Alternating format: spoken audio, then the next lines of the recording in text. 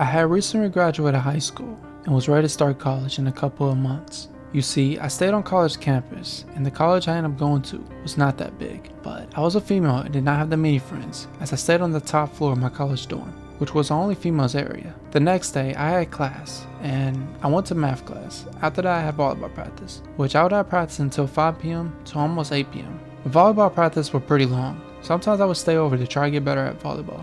After heading back to my college dorm, I then stopped by the student cafeteria that we had in our college, which was where most college students would catch up and hang out.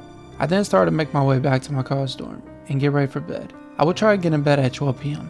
The next morning, I did not have class, so I went to volleyball practice. And after practice was over, I then went to grab something to eat because it was getting dark and I hated walking in the dark. After that, I started to walk back to my college dorm, and the weather was feeling pretty good. It was warm, but it was also starting to get dark. I could see due to the fact our college had lights around the campus, so people would not get lost walking back to their dorms. But my room was on the other side of the campus, which was almost a 30-minute walk. I would always walk to try to burn more calories, but as I started to get close to my room, I then had to cross the college street that we had, and I started to hear footsteps. I then looked back and could not see anyone as I made it to my room and started to get ready for bed. I then heard knocking at my door. I then picked up my phone and could see that the time was almost 5 in the morning, which I did not feel like getting out of bed to check who it was. I then went back to sleep, and after 15 minutes, I heard knocking again. I then went to go see who was at the door. I began to look through the peephole in my front door, and could not see nobody. I then was frustrated because I was trying to sleep, and I thought someone was trying to play prank games at this time. I then started to close my eyes as I heard screaming coming from the hallway, someone banging on my door saying, "Let me in." I could hear a female who was terrified, and she kept saying, "Please let me in." I then let the woman into my dorm and began to lock the door and asked what was going on, as the woman then explained that there is a man who was trying to kill her. I then asked the woman, "What does the man look like? And have you called the police yet?" The woman said yes, she called the police, and the man was tall and had black hair and brown eyes. The man was also an older man, maybe in his 30s, and he had a knife. I then was scared and started to think, what if I'm not safe? Because I let her in my room door. I then started to ask if he knew the guy, which he said no.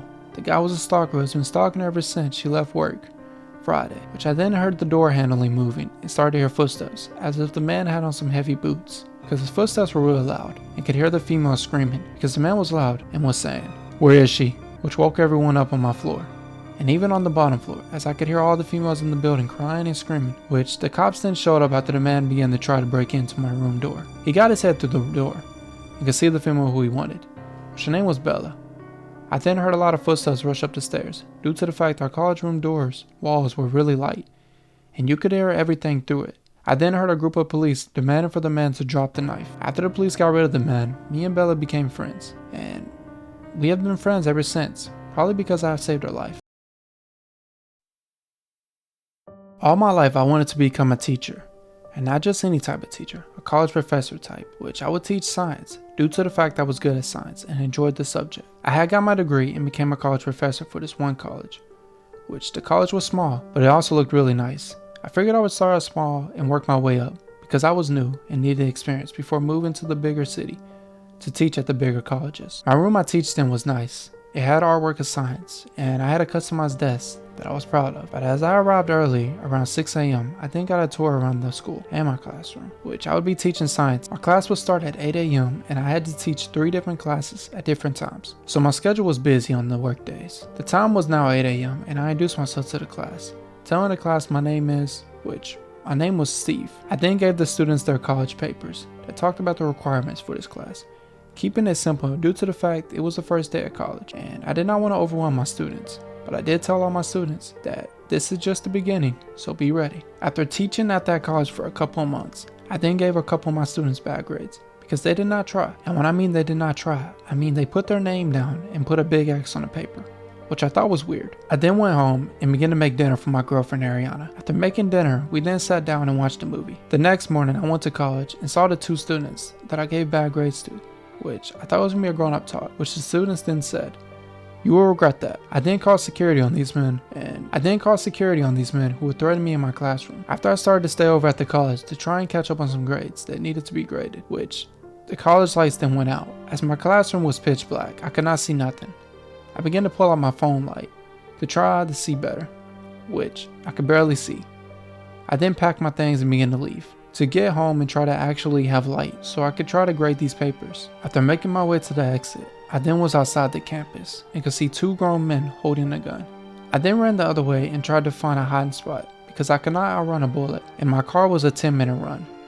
As I hid in a bush, I then texted my girlfriend and told her to call the police and told her that I am at the college campus. As I heard the men mumbling to each other, trying to find me, I could hear the cop sirens. I then heard fast footsteps as the men began to run. I then told the police the situation and who those men were, which the police said they would try and find them. But after that happened to me, I then went home, and ever since that day, I still have not seen those guys, and they have not been to class either.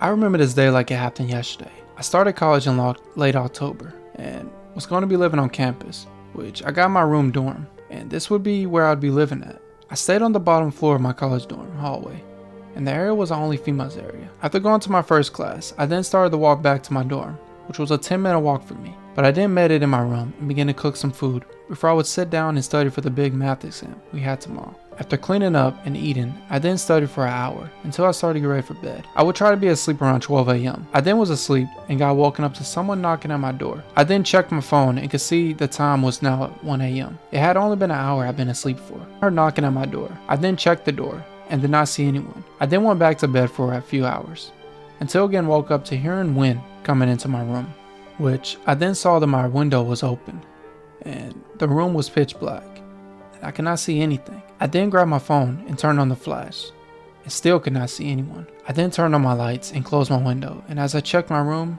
I did not find anything. But as I began to look under my bed, I then saw a mask, which the mask was not mine, and I was not sure whose mask it was, due to the fact I lived alone in my college dorm, and I never invited anyone in my college dorm. I then started to feel paranoid. The mask was creepy.